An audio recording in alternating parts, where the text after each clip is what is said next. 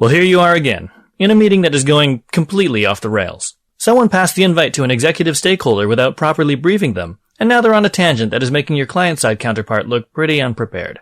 Your team isn't sure how to react. Other stakeholders are starting to nervously check their email, and you're trying to find a way to politely interject to steer the conversation back on topic, but to no avail. Looks like that decision isn't going to get made today after all, and it could take another 3 weeks to get back in people's calendars. If this is a situation you can relate to, then keep listening. We're going to be talking about how to create a solid meeting strategy so that your projects build momentum and trust with every key stakeholder interaction. Thanks for tuning in. My name is Galen Low with the Digital Project Manager. We are a community of digital professionals on a mission to help each other get skilled, get confident, and get connected so that we can deliver projects better. If you want to hear more about that, head over to thedigitalprojectmanager.com. Hey everyone, thanks for hanging out with us on the DPM podcast. My guest today is a self-professed project management geek with a soft spot for people management. Armed with a background in psychology and digital art, she leads her teams and her clients with deliberate clarity and efficiency. But she also loves coaching and mentoring others in the dark arts of soft skills. Presently, she is a lead technical project manager at 10up, where she leverages scrum agile methodologies to deliver large-scale digital content management projects. And outside of work, she's in the process of getting her master's in psychology and also writes novels under a top-secret pen name. Today, she's going to be talking to us about meeting strategy and tips on how to navigate complex and politicized stakeholder environments. Folks, please welcome Laura Lussier. Hello, Laura. Hi, everyone. Laura, when you and I first connected, you were leading a massive multi-PM project while also starting in on your master's in psychology, and you were also prepping for a talk that was like an organization-wide all-hands event. So I know you describe yourself as an overachiever, but where the heck do you find all this energy? That's a very good question because I actually also don't drink coffee, so I'm not sure. So not caffeine. Not caffeine. I do actually just pulled from the ether. Get at least 7 hours of sleep, though. So for those of you who... There you go. Yeah, sleep actually works. That's a power tip for our listeners, you know, us like the typical project manager working late, not sleeping much. There's your secret. Sleep more. I love that. How about when you're like looking for calm? What's your preferred source of like calmness? Do you meditate? Do you watch like lowbrow TV?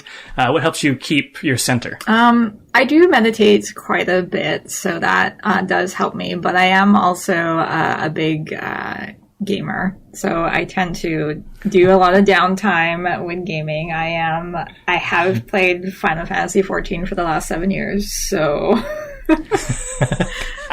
if you want to know where I am. I'm amazed that you have time for like that level of gaming.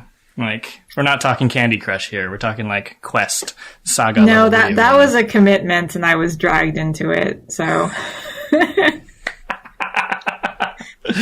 I love that. I think let's dive into it. I'm really eager to talk about this. We're going to be talking about what I characterize as stakeholder politics, meeting strategy, and using a bit of psychology to deepen the relationships and amplify the outcomes of your projects.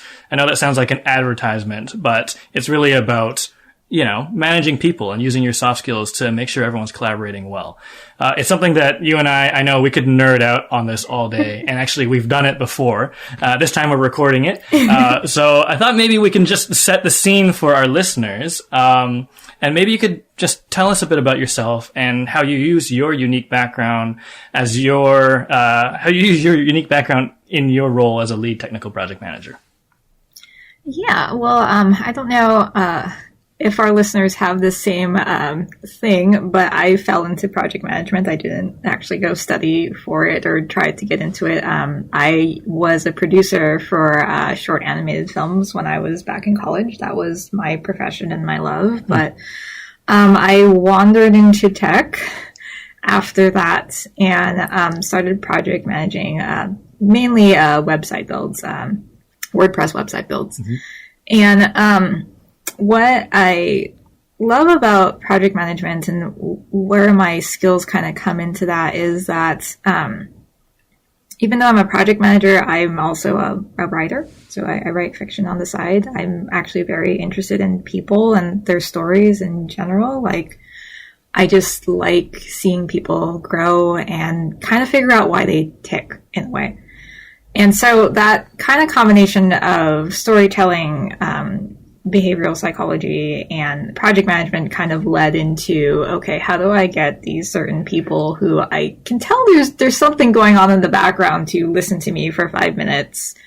How can I get them to believe in the cause that we're trying to do, or the problem we're trying to solve, when a lot of these environments I go into meetings and I realize that people coming into them are very, very stressed, which is not really the best environment for collaboration. And so that's kind of the lens I take to this is, yes, I'm managing a project, but I'm also interested in the people that are there and making sure that those people have what they need to actually give me what I need back in a ideally non-stressful way or less stressful way. Tech will always be stress. My lead is always stress, for example, but I try to make sure they at least have what they need and know I have their back. I really like that. And like, it's something that often gets overlooked, or else we just don't talk about it enough. You know, we talk about, you know, all these like artifacts that you need for your project, your statement of work and your status report and your RACI chart and all this sort of technical project management, as in the sort of, you know, the craft of project management. Mm-hmm. But so much of what we do is actually managing people. We've got our teams, we've got our stakeholders, our sponsors, our clients, ourselves. And I love that notion of just having that sort of environment to sort of not be as stressed as we probably are coming in, so that we can collaborate. I really like that.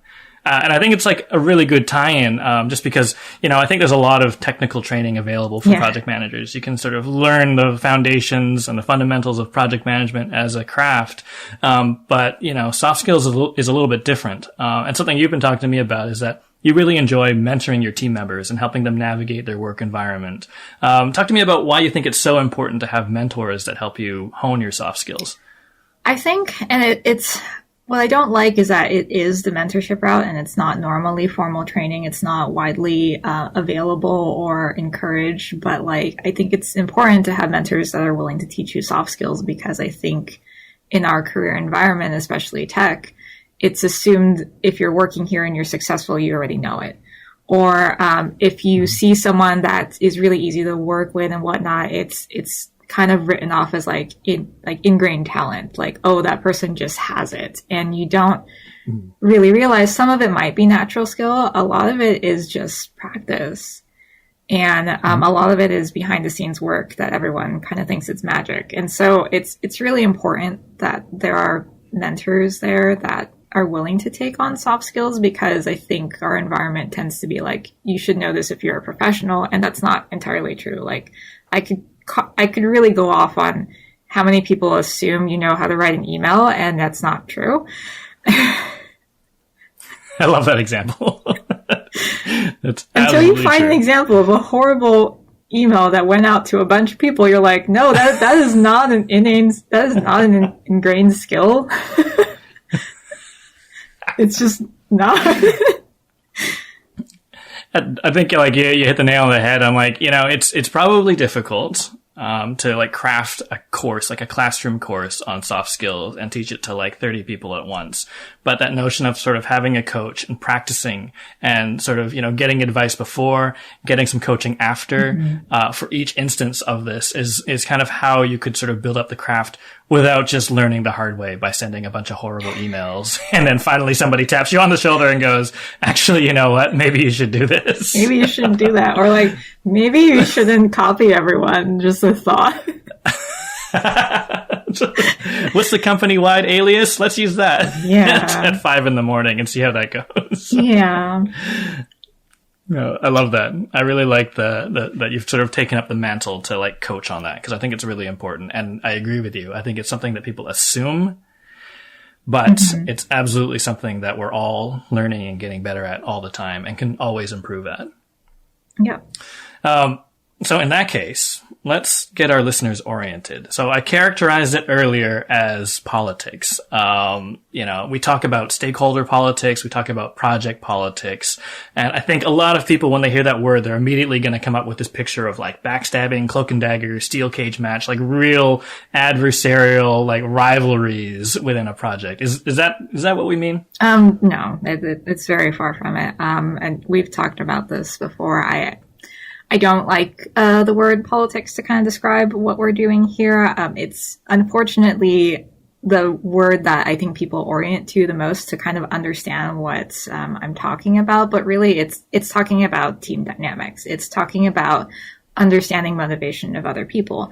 And going off on that a little bit, a lot of the assumption, like you said, cloak and dagger, is like understanding the motivation of someone else may mean face value to someone like, oh, you're trying to figure out the carrot for them, and that the carrot is a bad thing, that I have to bribe them to do this, or I need to do this one thing so that my boss can understand what I'm talking about. And it's not necessarily that, like, people can take it that far, but it's more like, instead of a carrot, it's like understanding the context of maybe you have a developer during COVID who is underneath a lot of stress and may not be communicating that properly to you, might be a bit snippy at you. Mm-hmm. Mm-hmm. But in that context, you understand and might be able to support, versus maybe just face value of like, oh, I need to somehow reduce this person's schedule or some other drastic thing in order to accommodate. It's more of the nuance of the environment you're working in and the people you're working in, and being able to support that, or in some cases, if someone's kind of barreling into your team, how to block that, which I've done. I've played Shield quite a few times. Tiny 90-pound me has played Shield sense. Quite a few times. And is that something you kind of see coming? You're like, okay, I see that coming from, a few miles away, because I'm kind of tuned to it, that somebody's going to come barreling in. I'm going to go and be the shield. Or is it something that just kind of, you see it happening in real time and you're like, okay, I've got to tackle this? In most situations, I would hope to have been prepared. Knowing, especially if it's a meeting or whatnot, or a personality type, that I'm, as a project manager who's also trying to get the most out of her team, I would be predicting something like that, mm-hmm. especially if it's high risk enough. So this is the project manager part of me. The risk of someone barreling through my project, how high is it? Do I need to put effort into it? So ideally, I would be prepared. In some situations, especially when I used to actually manage personnel, that's not always the case, because personnel can be a bit interesting. But I feel like my philosophy about project managers is really to be able to keep the project moving, and really that spirit of unblocking, fostering a good environment for your teams and your clients to work in. And so I'm always kind of looking out for that kind of stuff, especially, again, if it's considered high risk of derailing a team, if they even heard about certain things happening. So I've also not said some things because I know it will be distracting. Mm-hmm. No, I really like that. And actually, that kind of answers my next question, which is, why is it the responsibility of a project manager to manage or influence these sort of people dynamics, these nuances? Why is it important to navigate it? But I think you answered it, which is that it's a risk. It can derail a project. It's something that sort of needs to be mitigated. And to your earlier point, it's these soft skills that are the things that can address it. And no, it might not be in your risk register. Like, stakeholder may come barreling in. Highly likely. Yes. But it might be something that you're paying attention to, right? Like your internal risk register. I think we might all have that, actually. It's like, I can't write this down on paper. Yeah, but the real risk is this. Yeah, I think project managers who are in tune to people tend to, I think, internalize this, and that's where it comes out as instinct. And people are like, marvel as like, oh, how did you know that was going to happen? Mm-hmm. But with any skill, it's having and seen it a lot of times as well. So I'm like, for me, who learned it on the fly as well, it was seeing train wrecks slowly come or quickly come towards me, mm-hmm. and being like, yep, that was painful. I'm never doing that again. Or like seeing certain behavioral patterns in psychology of like, okay, that person specifically is pushing out some kind of negative energy that I'm like, this is not going to play well with certain people on my team. So how do I deal with this? Do I just talk to this person one-on-one? Do I actually call a group meeting just because culturally we always do group meetings, even though it's not going to be helpful? Like, sometimes the choice is don't have the group meeting. I like that. I like that sort of context for a conversation, especially when you know there's probably going to be some friction or it's going to lead to sort of this unproductive conversation. And it might mean, and like, you know, as dramatic as, hey, let's cancel the group meeting that was in everybody's calendars for weeks so that I can have this one-to-one meeting with this person, just trying to, you know, dig in and sort of remove some of the friction that I see coming. And I also really like that notion of it's experience, right? Like, it's happened before, and, you know, we got run over by the plow before, and now we can see it coming. But then coming back to your notion of coaching, I think that's a really important one, where you can sort of be with somebody, mentoring them, and they're telling you about the situation, and you're like, oh, I've seen this before. Here's what I did when it happened to me. And maybe you can not get run over and not have to learn the hard way every time, which I'm a huge fan of. Not the hard way, still enough for it to stick, but not the catastrophic hard way, right? Yes. Yeah. I really like that framing for sure. All right, let's dig into the juicy stuff. So talk to me about meeting strategy, or just like having a strategy for any key interaction during a project. And I think coming back to this like idea of, you know, getting run over, especially in terms of meetings, I think everyone listening has had at least one or two big important meetings go sideways on them. And I've personally had everything from like really awkward foot and mouth moments to like shouting matches between partners. Like things have gone fully sideways. There are certainly less extreme examples, where just like obstacles just suddenly appear and it impedes your ability to sort of like get done what you needed to get done or get what you came for. You know, it's just sort of like those meetings that just kind of, you know, sucked. Yeah. So, I mean, you touched on it earlier in terms of like being able to sort of prepare, but I think overall, in terms of like project management, philosophically, like why does it matter that a stakeholder meeting or some other big key project interaction, like an important email to an influential person, like why does that matter that it goes well? Apart from like simply not wanting it to be painful for yourself, what is your motivation for having a strategy for some of these key project interactions? So let's focus on meetings specifically where a bunch of people or one or two people are coming together. Normally meetings are made because a decision can't be made independently without someone else in the room, or it's too complicated to sort out via email where you can just write up like, this is the approval I need and I just need you to say yes. Like, usually meetings are meant to work out things or to present concepts to people, in my case, that need to approve things that they may also not be following my project that closely, but they are still the inevitable approver. So you have a bunch of people kind of meeting together, usually to make some kind of informed decision.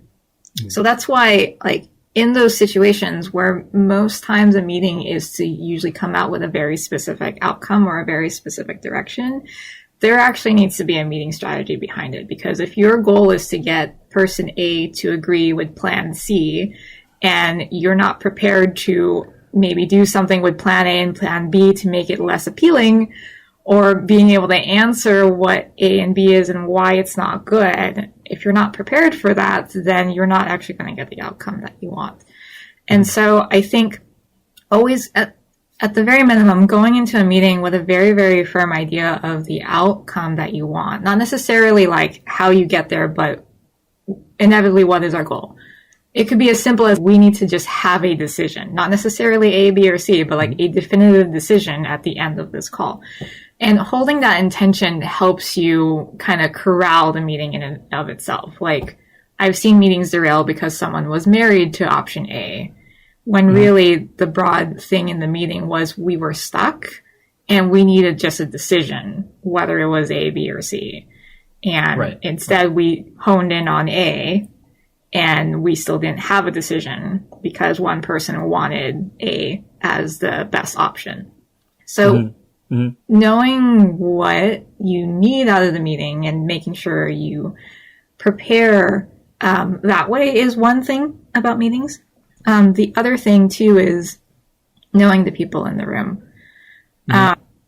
Because like, that's where you get into a specific meeting strategy, like who's in the room? Are they corporate vice presidents? Are they end users? What do they care about? Like, that's where some of the psychology comes into play. Like, even if you don't know this person, there has to be a reason this person is invited into this call. And so knowing that is helpful. Like, knowing if it's everyone same level as you and you can kind of shoot the shit. That's knowing great. Or knowing if someone accidentally or on purpose stuck their boss in it, that changes your entire meeting strategy now, because they're like, hey, I want you to come in here and look at this with me. And we're all like, no, why do people give other people forwarding privileges? I don't understand. So, knowing who's in the room also helps. And again, sometimes you can't know in depth, how this person will react, but at least knowing why they're in the meeting, if they're a decision maker, just understanding that at least helps. I really like that lens that, like, probably the meeting is happening because it needs a decision or something to move it forwards in some way to get sort of out of ambiguity. And like you said, like, it's not necessarily that, you need a strategy to make sure that the influencer decides on option B, even though they're married to option A. What you need is the right information, to A, land with the people in the room so that they understand it, and B, like, have something that moves you forward. And even if that's not, the approach that the creative team wanted, that stakeholder to choose, it at least gets it moving forward. But if it doesn't land, if it's not communicated in the right way, if there's people in the room that you don't understand and you don't understand their motivations, it might just be a nothing meeting. And then you might have to have another meeting, and you have this like stasis in your project where it just kind of stagnates unless you are approaching it like in a deliberate way and are like considering the audience in a very strategic way,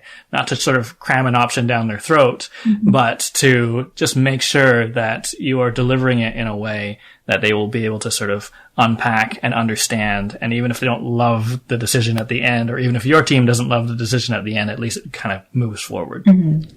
I like that lens. We've been talking a lot about preparation, and I wondered if maybe you could sort of talk to us a bit about how you prepare for a meeting, and especially like a meeting that's going to involve a group of like influential stakeholders. Like you mentioned, maybe you find out that somebody's boss is coming. But what does that sort of preparation look like for you? Okay, the lens of someone's boss coming, because that's very, very different than my other meetings. Well, so again, it's really understanding the purpose of that meeting. So normally, like when I'm in a meeting with like a client's boss or just a big stakeholder, they're usually checking our progress, or, just wanting to understand, or like there's a very specific thing that we've all as a team and my client have decided, okay, this is actually a bigger decision than everyone in the room can make. We have to escalate it up. So those are kind of the situations where I would be involved with someone that I would consider a high stakeholder. And in those situations specifically, people that are in a position of like a corporate vice president or someone who is an executive do not know your project details at all. Even if you told it to them 2 weeks ago, they're not going to keep that information in their head ever. And so when you're preparing for it, especially if it's to solve a problem versus like the other example I gave where it's just an update of how we're doing, if it's to get them to buy into something when they've been removed from the project for the last 6 months, it's really important that as a team, we're able to frame the information in a way where this person can make a rapid decision. And so a lot of the times when I'm preparing for this type of meeting, I will be actually creating either a deck or a PowerPoint or some kind of consumable that is very easy to walk through. This is where we're at right now. This is the problem we're trying to solve. Here's the relevant information related to it from that executive's lens of like what they care about. And here are our options. Like, I never go into this with like, this is the problem, and then end it there. I'm like, I'm going to get fired. I will be like, here are informed options of this, and this is our recommendation, but these are the things we're not clear of in terms of impact, and this is why we want your opinion on it. And so I really frame it in a sense of like, this is what this person normally would care about. Here's all the relevant background of like why we feel it's not something we need to decide because it has broader impact or higher impact that we don't have good info on. And then we'll do that. And so I do that kind of rapid context setting in the meeting itself when it starts, and we can get more into that later. But before that, I will be prepping with whoever else is involved in this meeting to basically present this problem. And what normally happens with these meetings when I do this, specifically the problem one, is we have this presentation, we do some rapid context setting, and ideally what happens is either this person makes a decision immediately because all the information is there, or they start poking at it of like, we can't make this decision because we don't have this information, we need this information, which is good information to us because I'm like, I didn't know I needed that lens. This is all that I did have, and so our executive is like, you need these other pieces, and then I can make a decision. And either way, we have movement. And so that's normally how I prepare for someone who will basically come in, not decide on, like, need to be able to decide, and then come out. I'm fortunate in a way to have some executives who operate that way. I know some are a lot more scatterbrained, to put nicely. And so in those situations, I still wouldn't quite change my approach, but in those situations, I'd be prepared for like trying to bring them back of like, this is specifically the framework we're looking at. We're not looking at XYZ. I'm happy to look at XYZ later, but I need to focus on this first and just understand from your perspective what your thoughts are. I really like, and the thing that jumps out at me is that, you know, some of us as PMs and some of us have been there where you're like, okay, I need to set the context. I'm not going to assume that they know the context. So that's like sort of tip one. Yeah. And then I'm not going to use the deck that I used to like brief the team because it doesn't have the perspective of an executive. You know, they don't want to like, talk to someone the other day and they're like, you can show your executive a Gantt chart. They'll be like, that's nice, but you know, where's the money? Or like whatever it is that they care about, right? Where it's actually, you know, you need to look at it from the lens of what's actually important to them and the context that's actually going to create this path for them to sort of get to an informed decision, or at least understand that more information is needed to make that decision. And then the other thing is, you know, tip 3 is like the soft skills to say, okay, maybe you're a little scatterbrained, and I'm going to just help you focus on this one thing. We'll talk about those other things that you want to talk about later on, but this is about, you know, sort of getting to the end of this short path here. And I really like that. And then I guess, I mean, tell me if I'm over-indexing on the psychology bit, but, you know, are you like, yes, like executives care about X and Y, but are you kind of digging a layer deeper, like kind of researching the individual a little bit? I don't mean like creepy stalkerish stuff, but just kind of trying to figure out, you know, maybe they wrote a blog post, you know, last week about this topic. Are you kind of digging into that level of who is my stakeholder here? It depends if I have that information available. Like, if I'm going in blind to someone I don't know, yes. If they have a LinkedIn profile, or if they have like some kind of written, or if someone else who knows them that's on my team, like let's say my designer actually has more interaction points, I might ask for their opinion and just get a sense of like their communication style. The thing that I would want to find is just how they're consuming information or how they're thinking about information. Because if it's someone who loves in-depth analytical reports, the abbreviated version might actually not work at all. If it's someone who cares about, like, for example, the environment, or like that's the lens of how they want to look at everything, but they haven't spoken that, but it's in their blog post, then it's a lens that I might consider. if there's something about my proposal or my work that can tie back into it. So there's a little bit of it. You can't get too much into it because sometimes the information is not available. But like when it's someone you do know, like in previously, like having a client who is very familiar with their boss. And so my client can actually tell me how their boss behaves. I'm like, okay, so this person really cares about this. Or this person really, really likes charts. I don't like charts, but if that's how they think, okay, I'll figure that one out. I'll make a chart. Just what it's, I'm not too familiar. I read about it or heard about it before. There's a couple of ways that you can do,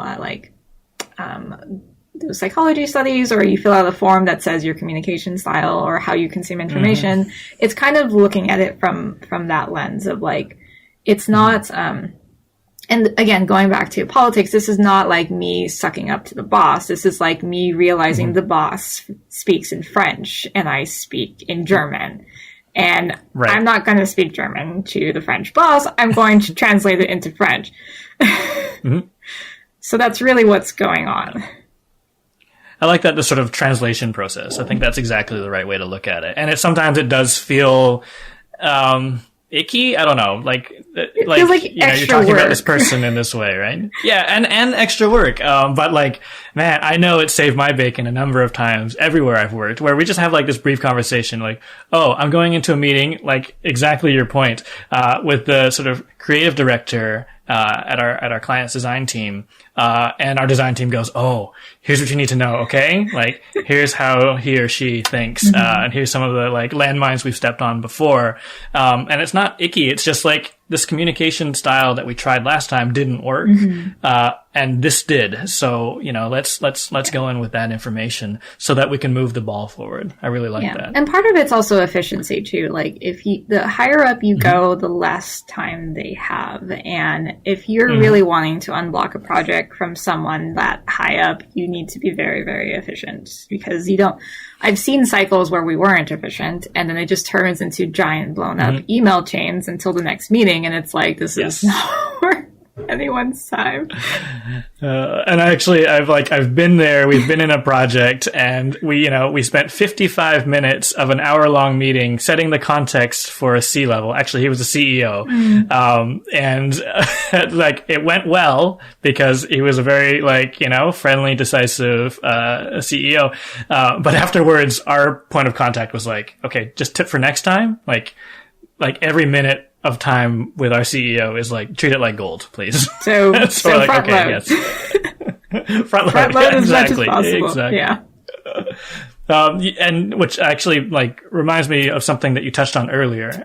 You said, when I'm preparing with my client, sometimes. And I think that might be something new for some of our listeners, which is that, we talk a lot about having a strategy. Maybe you work in an agency, or maybe you work in an in-house digital team, and you're trying to sort of come up with a strategy on your own, maybe in a black box.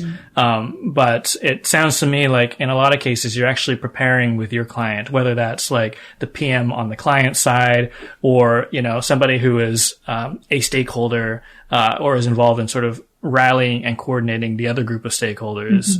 But in other words, you're actually preparing with that person. Is that the case? I've been on both ends. I prefer what you just described because it's much easier. It's more dynamic. It's a lot more responsibility, honestly, to be trusted to do that. But I've been on both ends where it's been a black box, and it's more, instead of the client, it's the team, your internal team, or maybe the salesperson who last talked to the client, so they've had more points of contact with them, that kind of thing. But yes, in some of the examples I'm giving, it's more either preparing with a client or preparing with an internal team that is going up to their internal team boss. So like this would apply to people like project managers within their own like company, and as a team trying to go talk to their boss about those type of things. Cause I've also,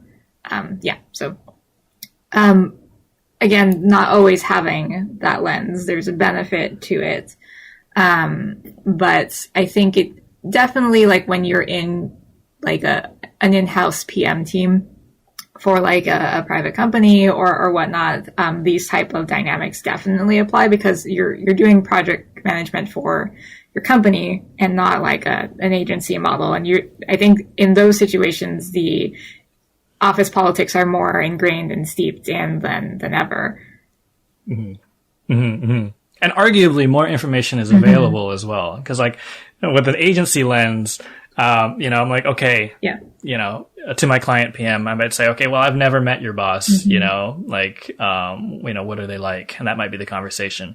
Whereas I think for in-house teams, like by reputation, some of these, some of members of the senior leadership team and the C-suite, like someone will know about people something. Have interacted with them enough. Yeah, there's more information available. And actually, it sounds like, I'd be like, okay, well, it's worth it for me to take the time to sort of seek this information out and get, some other perspectives on the right way to approach how to get, this meeting to be a success, whether that's the decision I want or not. And even if going back to, being prepared, but maybe not having this information, if you're in an agency and going into a client meeting or client stakeholder meeting kind of blind in terms of who this person is, rapidly setting the context is really where this can help. So like maybe you don't know how this person will react, but being prepared with the purpose of the meeting, having an agenda, sending it ahead of time, just in case you send it and they're like, oh, I'm not the person making the decision for this. You need someone else, because that's happened. Right. But going into that meeting and saying, this is what we're talking about, this is what we need to solve up front, helps whoever is in there, even if you don't know them, understand, okay, I can make this decision. I can't. I don't think I have the right information. Like basically in this situation, you're laying out all of your cards front and center very, very early. But then everyone can orient to like, oh, this meeting is about this. Well, I need to be in here. That person needs to not be in here. You don't have enough information. At least you know all of that within the first 5 to 10 minutes, even if you don't know the stakeholder. And I think that's it's a huge point, because like the thing that's stewing in my head that might be stewing in like our listeners' head is like, wow, I can't spend that much time like preparing for a meeting. Even if it's really important, maybe they've just got a lot on the go and they don't, they're like, where am I going to bill those hours to, for example, or what about this other project that I need to pay attention to? But what I like is that, what you're describing is sort of these layers, right? Where it's like, at bare minimum, have an agenda, bounce it off the person who's going to be, so that somebody can be like, and share it with enough time for people to react to it, so that they can say, oh no, then don't invite this person, or, this is not the right person. And then you can avoid having just, what I would see as a bit of a catastrophic meeting. Okay, we've got an hour today. What are we talking about? Oh, this. Oh, we're not the right people. Yep. Meanwhile, everyone's blocked out an hour of their calendar. Maybe they've known for weeks and have been sort of shuffling things around to make it happen, and nothing will happen. Yep. So I think that's like layer 1. Layer 2, I think, is like having at least a chat with your team to like figure out like the strategy. And I feel like layer 3 is that sort of collaborative approach where, maybe it is your working method to sit down with your point of contact and go, okay, for this meeting coming up, let's get a strategy together. And taking the time to like build that trust so that you can have conversations like that, so that you can build a strategy together. Because fundamentally, some of our listeners might not agree, but fundamentally, the way it should work is that, okay, I'm a PM on my side, and, either you're a PM on your side or you're a point of contact that is, motivated, or incented to have this project succeed and go well. Hopefully, yes. Why would we fight? Let's make it go well. Yeah. I know a lot of our listeners would be like, my clients aren't like that. They're like, they're my adversaries. They're trying to poke holes all the time. And so maybe it won't work for every project, but I think what's insightful here is that if you can invest the time to build this relationship with your point of contact, then you can have some of these things go a lot smoother than if you didn't have that trust. And so you mentioned it is your preference. You won't always have a chance to build up that relationship, but when you can, I feel like it's sort of, added to your success, or maximize the probability of success for some of these key interactions. And I think to add to that point, 2 things came to mind. And maybe this will be another podcast we'll talk about, but the idea of being brief and efficient.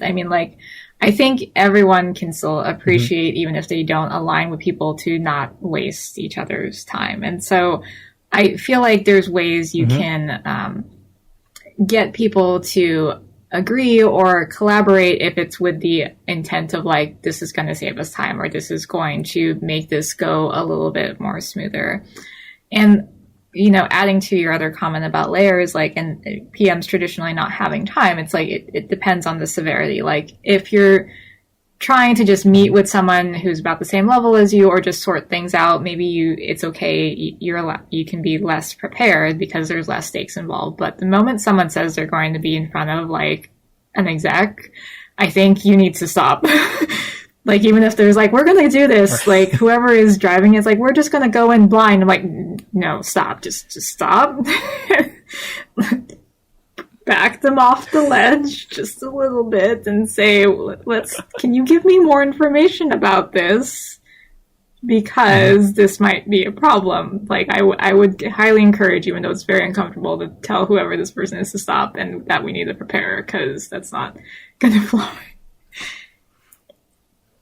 And I like that approach. Like, it's a risk. And I mean, equally, I suppose, like, if you had a stakeholder that was just like, maybe not an executive, but just really vocal and really influential within that organization. It's a risk. Like, equally true to say, okay, hold on, that's a risk, because if that person leaves that meeting with the wrong idea and starts trumpeting about, you know, something that maybe isn't even the case, that could be a huge, that could sort of torpedo your project. And looking at it that way as like needing to have a strategy to make sure that the project is, you know, stays on track. Proper meeting management is actually risk management. I like that. I really like that. That's very cool. And actually, so that actually touches on something that you and I have talked about before that I found really interesting, which is that like, sometimes the strategy might be having the right people deliver the right message. And the thing that we were talking about is kind of like roles and responsibilities for the meeting. And I thought that was fascinating and like brilliant in a way. And sometimes we do it when we're preparing for pitches for some reason, but then we don't. Yeah, I've seen it in pitches, not anywhere else. For some reason. But I thought it was a really good one. Right? Yeah. Talk to me about sort of roles and responsibilities and how you sort of define those and communicate that to people who will be attending the meeting. Yeah, I think it's good with your team, like let's just say the smallest group is the agency that's dealing with an outside client. Like, it's good within your team to at least understand the reason why your team specifically is in there and what roles they play. So normally, like, for example, you'd have a project manager, a lead, in my case, of development, maybe a designer, or maybe someone also looking at ads and revenue. Let's just say that's the makeup. And in those situations, like, technically, I could lead all of those conversations if I knew enough of each subject matter, but there's also an optics point of view on this of like, if your lead designer is in there, your lead designer should be, you know, racking up some points of authority with why they're there.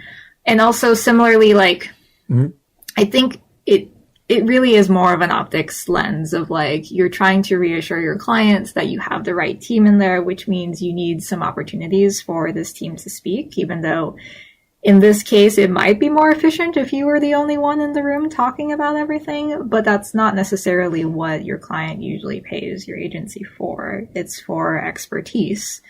And similarly, you don't, as a project manager, even the most versatile project manager does not want to be the final crutch on authority, especially subject matter expert authority. Like, project managers could proxy because they should know the project well enough to on the fly answer something, but it should be from like your subject matter expert's point of view. And so that we've done things before, for example, where I will know what the answer is, but I'll say, I think, I need to check back on that.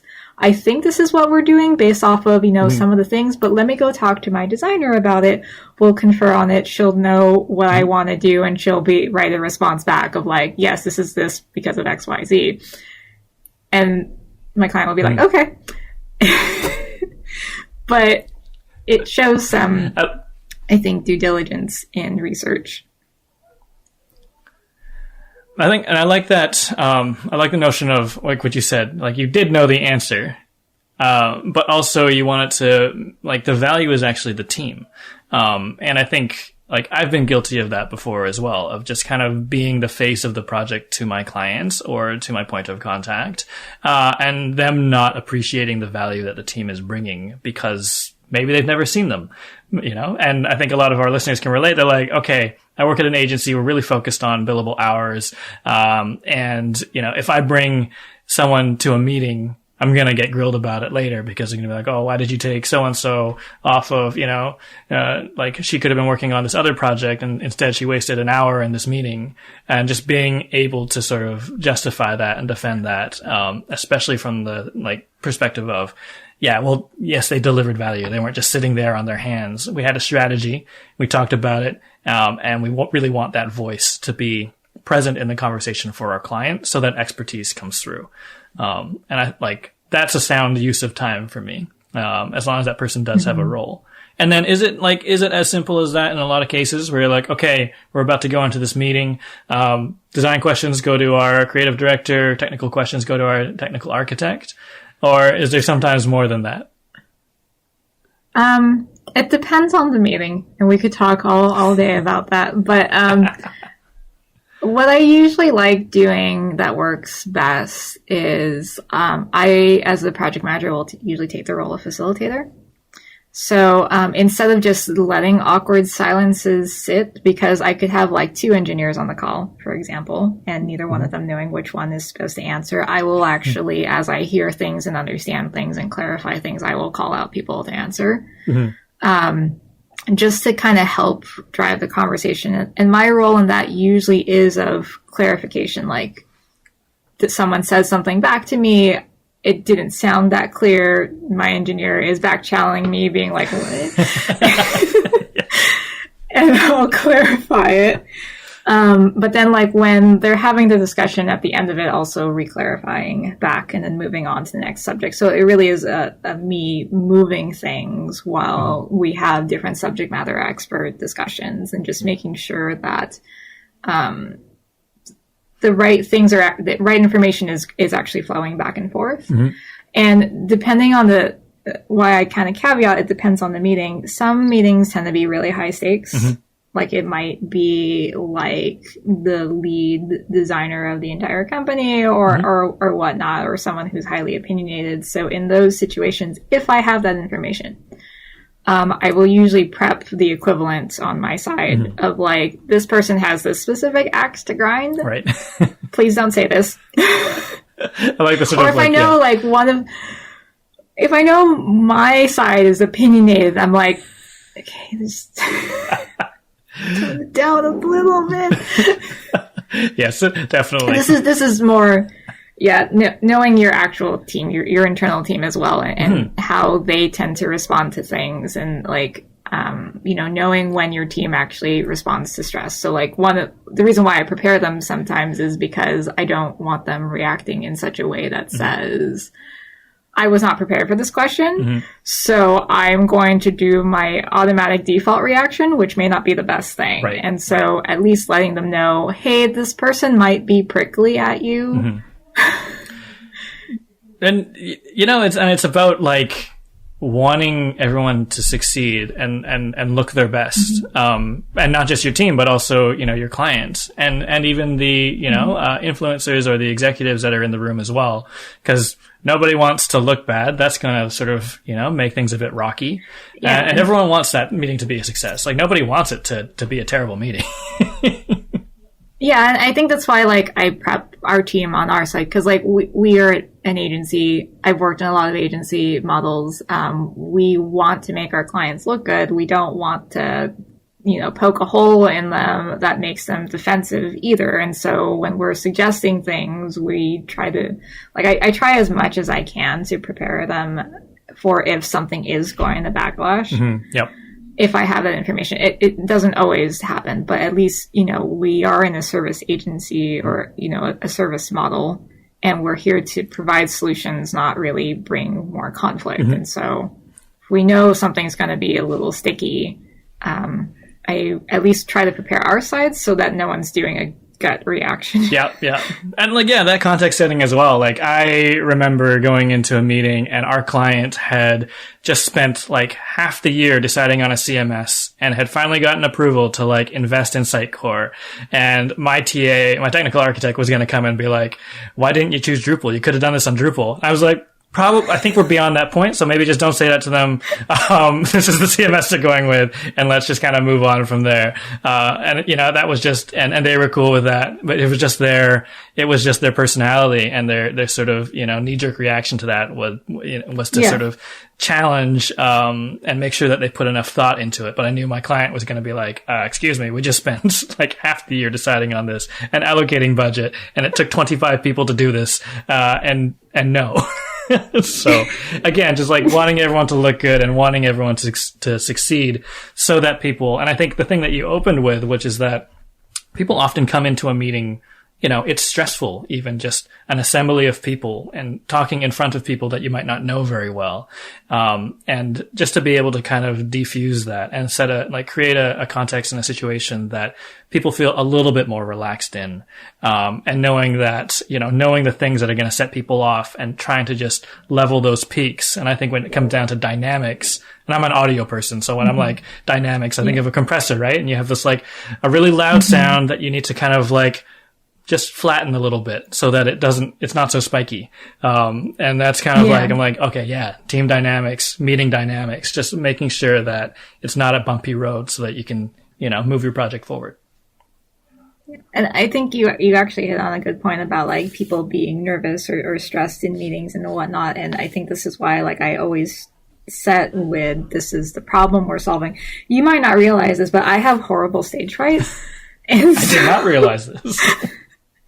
And I hate people actually paying attention to me. Absolutely. Like, I will go, like, I used to sing when I was like a 5-year-old on stage, and like I would be in the background, like horribly sick before I went on stage. Oh. But having the meeting focus on a problem diffuses any individual focus on a person. The people coming in, and even with me who's leading, like I'm trying to solve something versus like people are looking directly at me all the time. Right. And I think that helps people be like, okay, they want my opinion on this problem, not necessarily focusing on that I stutter all the time or that I don't want my camera on ever, or, you know.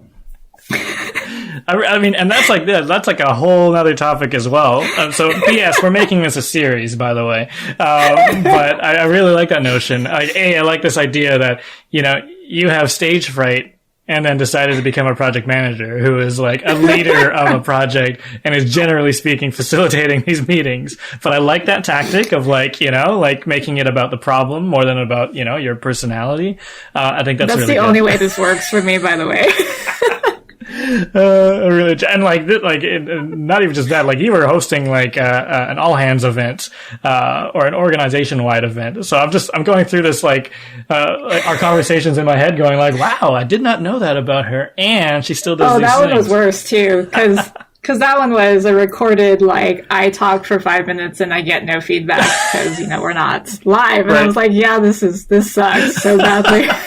That is the worst, right? Like not having an audience. That sort of like studio audience is actually a really helpful thing. Yeah, no, I still have stage fright, so it hasn't gone away. That is episode 3. For episode 2, so I have this whole pile of questions that I think are going to be so useful about in-the-room tactics, like what to do, like being fast on your feet and managing things as they come and as they happen in a meeting. But we're going to make that episode 2, and let's, we'll do a separate session. But I think like just there's so much value here just in terms of like meeting strategy and that preparation. And I think one thing that really resonated with me is this notion of like layers that we've kind of come across, right? Because I think a lot of folks are going to be like, oh, I would love to be best friends with my point of contact, but I haven't got the time. I've got, 40 other projects on the go. I've got 15 other projects on the go, and I can't invest the time. But there is this sort of bare minimum that you need to do to prepare. And even if that's just an agenda, and that agenda might not even be that formal. Maybe it's just like an email. It's like, here's who I think we should invite. Here's the goal of the meeting. I think it should be this long, and we want the outcome to be this. At least something for people to react to and say, oh, well, then we don't need this person, or that decision needs another person. Yeah, I might even, if you're suspicious as a project manager, I might even call out, like, please make sure the right people are in this invite. I like that. I like that as a tactic. Yeah, they might not be the person who would think of that either. And just giving them that prompt to make sure things go well. I've had people join meetings just because they were on the invite and then go in, there's like, oh, I didn't know why I was here. And I'm like, okay. That upfront contract is very important. It was on my calendar.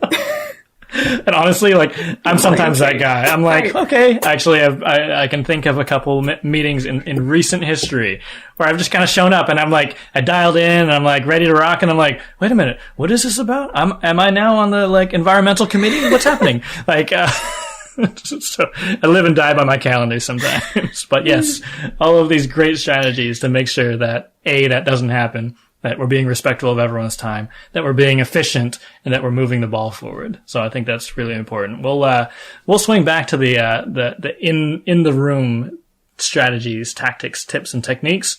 But just to maybe round this conversation out, what advice would you give to folks who want to improve their soft skills when it comes to things like people management, meeting management, and just strategic communications overall? Yeah, so we could talk for days about soft skills in general. I think at the core of this, or at least what's helped with me, is just understanding that in most situations and in most interactions with people, aside from just some very bad apples that I've encountered in the past, most people aren't actually out there to get you, even if they might say something that is miscommunicated or offensive or whatnot. Most people aren't really doing it with a malicious, I want you to get fired or something like that kind of intent. Again, there are some people like that, and I would never, ever go near them, ever.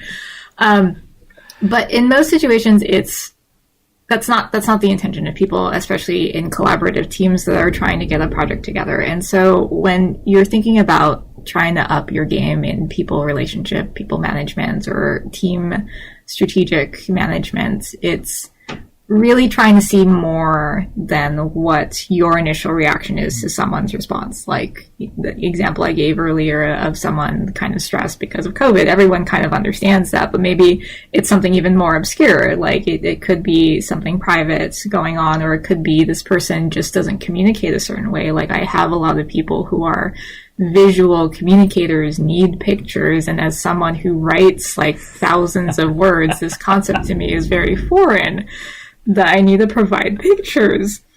But it's not that they're trying to make my life harder or I'm trying to make their life harder. It's just this is how they communicate best. And I think having an actual curiosity of like how other people outside of yourself work, process information, like receiving information, just understanding and appreciating that everyone's different and that they may just have a certain way that's not like yours, that helps them be more efficient and happy in helping. Like having that lens can help a lot with soft skill management. I think it's just by just that act alone, you're getting more information about someone you work with that you might have had a narrow view of, like, oh, I write all of these tickets and I put all of this text down and they give me one-word responses back. I don't understand what's going on. But realizing that's not actually how they process information and that your giant wall of text is actually overwhelming them, that might suddenly help your communication with this person. I like that. I love that. Just that awareness alone is like that first step. That awareness of who you are communicating with and how they communicate is that first step to sort of mastering this dark art of soft skills. Awesome. It's not a dark art. We're gonna desensitize the that. Light It's not art? a dark art. Probably like mysterious art. Mysterious right now. art. I like that. The mysterious soft skills, mysterious art of soft skills. We are, Laura, I would love to have you back. I'd love to talk about sort of in-room tactics. I'd love to talk about just the overall, like psychology behind, being the face of a project and being a project leader and what that means. We're going to make this a series, but, let's cap it there for now. Thank you so much for joining us. It's been great to have you on the show. I always enjoy our chats. Mm-hmm. I love doing this. Thank you. Thank you, everyone. So what do you guys think? Is having a strategy for meetings and important communications an obvious thing to do? Or is it overkill? Tell us a story. What meetings have you had that have just totally gone off the rails? Why? And what was your greatest meeting? What made it go super well? Tell us in the comments below. And if you want to learn more and get ahead in your work, come join our tribe with DPM membership. Head over to thedigitalprojectmanager.com/membership to access our experts forum, our mastermind mentorship groups, our library of mini courses, our live mentorship sessions, our Ask Me Anything sessions with a variety of experts, our ebooks, templates, and more. And if you like what you heard today, please subscribe and stay in touch at thedigitalprojectmanager.com. Until next time, thanks for listening.